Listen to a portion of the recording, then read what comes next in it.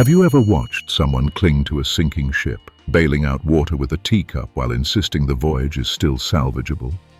The sunk cost fallacy in relationships is precisely this maddening spectacle, and nowhere is it more pronounced than in the curious case of avoidant attachment styles trapped in relationships that died long before anyone bothered to check for a pulse. This psychological prison, where people remain chained to dead relationships simply because they've already invested so much time, energy, and emotional currency, reveals itself as one of the most fascinating contradictions of human behavior. Picture this scenario. Someone who typically runs from emotional intimacy suddenly becomes a monument of persistence in a relationship that offers them nothing but familiar disappointment. The irony is delicious, isn't it? The very person who would normally flee at the first sign of genuine vulnerability becomes utterly paralyzed when faced with walking away from a relationship that has become as lifeless as yesterday's champagne. The sunk cost fallacy transforms even the most emotionally detached individuals into reluctant prisoners of their own making. But here lies the peculiar twist that makes this phenomenon so captivating. While most people understand sunk costs in financial terms, the emotional mathematics become infinitely more complex when avoidant attachment patterns enter the equation. These individuals, who have spent lifetimes perfecting the art of emotional self-protection, suddenly find themselves caught in a web of their own logical fallacies, unable to apply their usual exit strategies to relationships that have long since expired. What makes this particularly intriguing is how multiple cognitive biases converge to create the perfect storm of relationship paralysis. The sunk cost fallacy doesn't operate in isolation. It dances with confirmation bias, loss aversion, and the endowment effect to create a psychological fortress that keeps people trapped in romantic purgatory. Understanding these mechanisms isn't just academic curiosity. It's the key to unlocking why intelligent, self-aware individuals can find themselves sleepwalking through relationships that serve no one. The exploration ahead will reveal how avoidant attachment styles, those masters of emotional efficiency, become victims of their own psychological programming. The journey will uncover the hidden cognitive biases that transform logical people into emotional accountants, forever calculating whether they've invested too much to walk away now. If you want to better understand someone's attachment style, see the link in the description to one of the most popular books on attachment theory. The story begins with a character we'll call Marcus, a successful architect who prided himself on making rational decisions in every area of his life, except, apparently, love. Marcus had been with his partner Sarah for 4 years, and if relationships were buildings, theirs would have been condemned by the city inspector at least 2 years prior.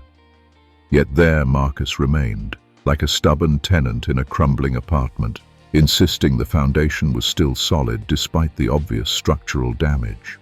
Marcus exhibited classic avoidant attachment behaviors. He valued his independence above all else, felt uncomfortable with excessive emotional displays, and had mastered the art of keeping people at arm's length while maintaining the appearance of intimacy. In most situations, this emotional architecture served him well. When friendships became too demanding, he simply let them fade. When work relationships grew complicated, he transferred departments. His life was a masterclass in strategic detachment. But something curious happened with Sarah. The relationship had started promisingly enough, with both parties maintaining a comfortable distance that suited Marcus perfectly. Sarah was busy with her career, didn't demand constant attention, and seemed content with their twice-weekly dinner dates and weekend encounters that felt more like scheduled appointments than romantic interludes. For Marcus, it was ideal, all the benefits of companionship, without the suffocating demands of emotional intimacy. However, as relationships tend to do, theirs began to evolve. Sarah started wanting more connection, more shared experiences, more of the messy emotional entanglement that made Marcus's skin crawl. The rational Marcus would have recognized this as a fundamental incompatibility and made a clean exit. Instead, something far more insidious took hold of his decision-making process, something that would transform this master of emotional efficiency into a prisoner of his own psychological biases. The shift happened gradually, like watching paint peel in slow motion. Marcus began calculating his relationship investments the way he calculated project costs. 4 years of shared dinners, vacations, meeting each other's families. The emotional spreadsheet in his mind grew longer and more complex. He had invested time in learning Sarah's quirks, energy in maintaining their social connections, and money in shared experiences and gifts. The prospect of walking away began to feel less like liberation and more like writing off a massive investment. This is where the sunk cost fallacy revealed its true insidious nature. Marcus, who could easily walk away from a construction project that was no longer viable, found himself utterly paralyzed when applying the same logic to his relationship. The 4 years he had already invested began to feel more valuable than the potential decades of incompatibility stretching ahead. He started telling himself that relationships required work, that all couples go through rough patches, that walking away would mean those 4 years were wasted. But the psychological trap was far more sophisticated than simple sunk cost calculation. Marcus's avoidant attachment style created a perfect breeding ground for cognitive distortions. His natural tendency to avoid emotional processing meant he never fully confronted how miserable the relationship had become. Instead, he focused on the practical elements: the shared lease, the merged social circles, the convenience of having a +1 for work events. He was treating love like a business partnership that was underperforming but too expensive to dissolve. The confirmation bias joined the party with devastating effectiveness. Marcus began selectively noticing moments when Sarah seemed content with their emotional distance, interpreting her resignation as satisfaction. When she stopped asking for deeper connection, he saw it as proof that their relationship had found its natural equilibrium, rather than recognizing it as the exhaustion of someone who had given up fighting for intimacy. He crafted a narrative where their relationship was mature and stable, conveniently ignoring the mounting evidence of mutual dissatisfaction. Meanwhile, loss aversion was working its dark magic in the background. The thought of being single again, of starting over with someone new, of potentially facing years of dating and uncertainty felt far more terrifying than maintaining the status quo of quiet dissatisfaction. Marcus convinced himself that what they had was good enough, that expecting more from a relationship was unrealistic, that their comfortable dysfunction was preferable to the unknown challenges of building something new with someone else. The endowment effect completed the psychological prison. The relationship, simply by virtue of being theirs, had acquired an inflated value in Marcus's mind. He began to see their shared history as irreplaceable, their inside jokes as precious, their routine as comfortable rather than stagnant. The relationship had become like a piece of furniture he wouldn't buy today, but couldn't bear to throw away because it was already his. The tragic irony was that Marcus's avoidant attachment style, which should have made him excellent at ending unsatisfying relationships, had become the very mechanism that trapped him. His discomfort with emotional processing meant he never fully acknowledged how unhappy he was. His tendency to rationalize feelings away meant he dismissed his growing resentment as temporary stress. His fear of vulnerability meant he never had the honest conversations that might have either fixed the relationship or provided clear grounds for ending it. The story reached its crescendo one evening when Sarah suggested they move in together. Marcus felt his stomach drop, recognizing this as the moment of truth. Every fiber of his being recoiled at the thought of further entanglement, yet he found himself nodding and discussing lease options. The sunk cost fallacy had transformed a man who prized his independence into someone agreeing to sacrifice even more of it to protect an investment that was already worthless. The question that haunted him, and haunts many in similar situations, was whether he was staying because the relationship had value or simply because walking away felt like admitting those 4 years were a mistake. Now, if this psychological maze sounds familiar, there's a reason the patterns repeat themselves across countless relationships. Understanding how to navigate these treacherous waters requires more than just recognizing the problem. It demands developing practical strategies that work with, rather than against, natural psychological tendencies. The path forward isn't about becoming a different person. It's about becoming a more aware version of the person already there. The first crucial step involves conducting what might be called an emotional audit, though not in the clinical way that phrase suggests. Think of this as taking inventory of the relationship's actual value versus its perceived value.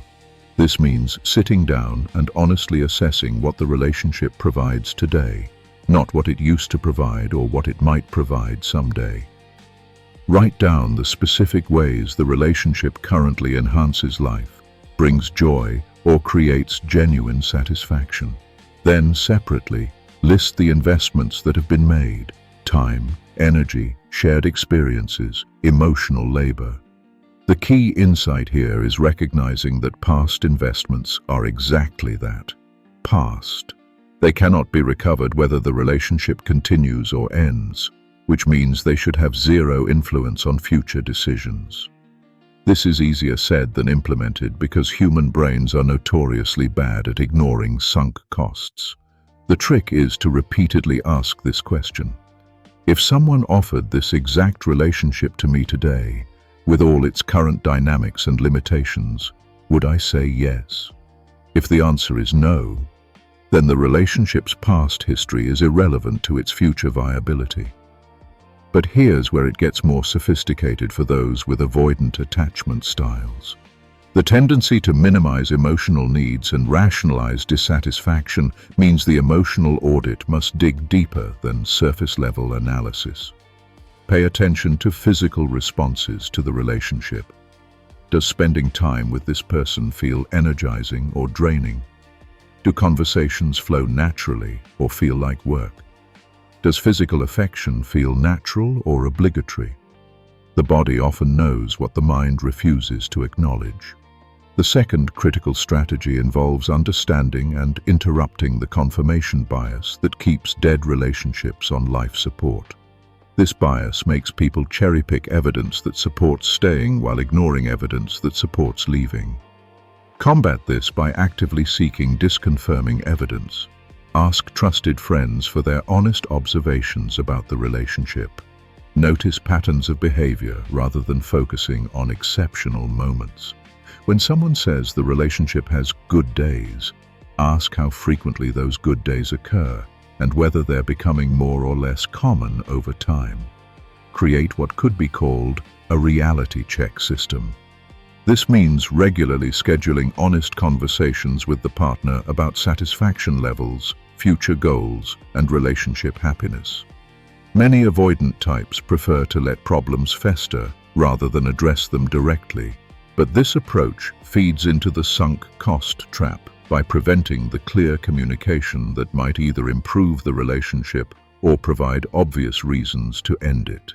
These conversations don't have to be emotionally intense therapy sessions. They can be straightforward discussions about whether both people are getting what they need from the partnership. The third strategy tackles loss aversion head-on by reframing what constitutes a loss. Instead of viewing the end of an unsatisfying relationship as losing something valuable, practice seeing it as gaining freedom, time, and emotional energy that can be redirected toward more fulfilling pursuits. This isn't about positive thinking platitudes, it's about accurate accounting of what's actually being gained versus lost. Make concrete plans for what life could look like after ending the relationship. This isn't about immediately jumping into another romantic partnership, but about rediscovering interests, friendships, and activities that may have been neglected during the relationship. The fear of being alone often keeps people trapped in relationships that make them feel alone anyway. The antidote to this fear is having a compelling vision of single life that feels rich and satisfying rather than empty and desperate. Here's where the approach becomes particularly relevant for avoidant attachment styles. Embrace the natural tendency toward independence as a strength rather than a flaw. Many avoidant individuals feel guilty about their need for space and autonomy, leading them to stay in relationships that feel suffocating as a form of self-punishment or personal growth. This is backwards thinking. The need for independence isn't a character flaw to be overcome. It's a legitimate relationship requirement that deserves to be honored. The fourth strategy involves developing what might be called decision-making protocols that bypass emotional reasoning when it becomes unreliable. Set specific criteria for relationship satisfaction and regularly evaluate whether those criteria are being met. This isn't about creating unrealistic standards or expecting perfection, but about establishing minimum requirements for happiness and compatibility. For example, establish clear standards around communication, shared values, physical affection, respect, and future goals. Then create a regular review process, perhaps every 6 months, to honestly assess whether these standards are being met. If the same issues appear in multiple reviews without meaningful improvement, that's data that should inform decision-making regardless of how much time has already been invested in the relationship. The crucial element here is treating relationship decisions with the same analytical rigor that would be applied to major life decisions in other areas. Someone wouldn't stay in a job that made them miserable just because they'd already worked there for 4 years. Yet people routinely apply this logic to romantic relationships. The time already spent in a relationship is a sunk cost, but the time that will be spent going forward is the only variable that matters for future happiness. Finally, develop what could be called an exit strategy that feels manageable rather than catastrophic. Many people stay in dead relationships because ending them feels overwhelming. There are practical considerations like shared living arrangements, social circles, financial entanglements, and the emotional labor of actually having the breakup conversation. Create a step-by-step plan for how these practical matters would be handled, making the prospect of leaving feel less daunting and more achievable. This planning process often reveals that the practical obstacles to leaving are far less significant than they initially appear. Shared leases can be broken, social circles can be navigated, financial arrangements can be untangled. The anticipation of these challenges is usually worse than actually managing them, but having a concrete plan makes the prospect feel less overwhelming and more within the realm of possibility. The path forward isn't about becoming someone who easily abandons commitments or takes relationships lightly. It's about developing the wisdom to distinguish between worthwhile persistence and stubborn attachment to sunk costs. It's about honoring both the capacity for commitment and the right to pursue genuine happiness and compatibility. Understanding these patterns and implementing these strategies isn't just about ending one unsatisfying relationship. It's about developing the psychological tools to make better relationship decisions going forward. It's about learning to recognize when persistence serves growth and when it merely serves fear. Most importantly, it's about remembering that the goal isn't to avoid all relationship challenges, but to ensure that the challenges being faced are in service of building something meaningful rather than preserving something that has already died. The journey through relationship decision-making reveals itself as far more complex than simple logic might suggest. The sunk cost fallacy, particularly as it manifests in avoidant attachment patterns, demonstrates how even the most rational minds can become prisoners of their own psychological biases. Marcus's story, while fictional, represents countless real individuals who find themselves trapped in relationships that serve neither partner, held captive by the mistaken belief that past investments justify future dissatisfaction. The cognitive biases explored here, sunk cost fallacy, confirmation bias, loss aversion, and the endowment effect, work together like a perfectly orchestrated symphony of self-deception. They create a psychological environment where intelligent people make consistently poor decisions about their own happiness, where those who value independence sacrifice it to protect investments that cannot be recovered, where the fear of wasting the past prevents the creation of a better future. What makes this phenomenon particularly insidious for avoidant attachment styles is how it exploits their natural tendencies toward emotional minimization and conflict avoidance. The very traits that typically protect these individuals from unhealthy entanglements become the mechanisms that trap them in unsatisfying relationships. Their discomfort with emotional processing prevents them from fully acknowledging their dissatisfaction, while their tendency to rationalize feelings away makes them vulnerable to confirmation bias and other cognitive distortions. The strategies outlined here aren't quick fixes or simple solutions. They require ongoing commitment to self-awareness and honest evaluation, skills that don't come naturally to those who have spent lifetimes avoiding emotional complexity. The emotional audit process demands the kind of introspection that avoidant types typically find uncomfortable, while the reality check system requires the direct communication that they often work to avoid. Yet this is precisely why these approaches are so crucial. The alternative, remaining trapped in relationships that provide neither happiness nor growth, represents a far greater emotional risk than the temporary discomfort of honest self-examination. The fear of wasting past investments keeps people from making investments in their future happiness, creating a cycle of dissatisfaction that can span decades if left uninterrupted. The reframe around loss aversion proves particularly powerful because it addresses one of the core fears that keeps people trapped: the terror of being alone. For avoidant attachment styles, this fear operates on multiple levels. On the surface, there's the practical concern about finding compatible partnership. Deeper down, there's often a fear that their need for independence makes them fundamentally unlovable, leading them to cling to relationships that feel safe precisely because they don't demand too much emotional vulnerability. Breaking free from this pattern requires recognizing that the right relationship should enhance rather than compromise one's natural attachment style. The goal isn't to transform avoidant individuals into anxiously attached ones, but to help them find partnerships that honor their need for autonomy while still providing genuine connection and compatibility.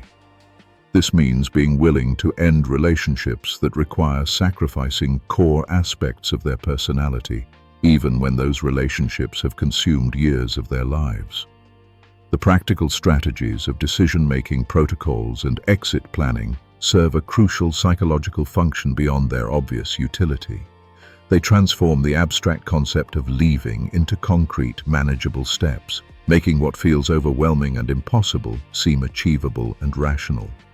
This is particularly important for avoidant types, who often stay in unsatisfying relationships, not because they're deeply committed to them, but because ending them feels too complicated and emotionally demanding to navigate. Perhaps most importantly, understanding these patterns provides a roadmap for making better relationship decisions going forward. The goal isn't to become someone who abandons relationships at the first sign of difficulty, but to develop the wisdom to distinguish between challenges that indicate growth opportunities and those that indicate fundamental incompatibility. It's about learning to honor both the capacity for commitment and the responsibility to pursue genuine happiness. The call to action here isn't complex, but it is challenging. It requires taking an honest inventory of current relationships and asking the difficult question, am I staying because this relationship adds value to my life, or am I staying because I'm afraid to lose my investment? It means developing the courage to end relationships that serve neither partner, even when those relationships feel familiar and safe. Most importantly, it means recognizing that time already spent in an unsatisfying relationship is a sunk cost that cannot be recovered, whether that relationship continues or ends. The only question that matters is whether continuing the relationship serves future happiness and growth, or whether it simply preserves the illusion that past investments weren't mistakes. The mathematics of love aren't nearly as complicated as the psychology makes them seem. A relationship that doesn't enhance life today won't become valuable simply by continuing to exist tomorrow. The wisdom lies in having the courage to act on this knowledge, even when every psychological bias whispers that walking away means admitting defeat. Sometimes the greatest victory is knowing when to stop fighting a battle that cannot and should not be won. Thank you for watching. If you want to learn how to better understand avoidance, relationships, and psychological biases, then subscribe to our channel, because you deserve beautiful relationships.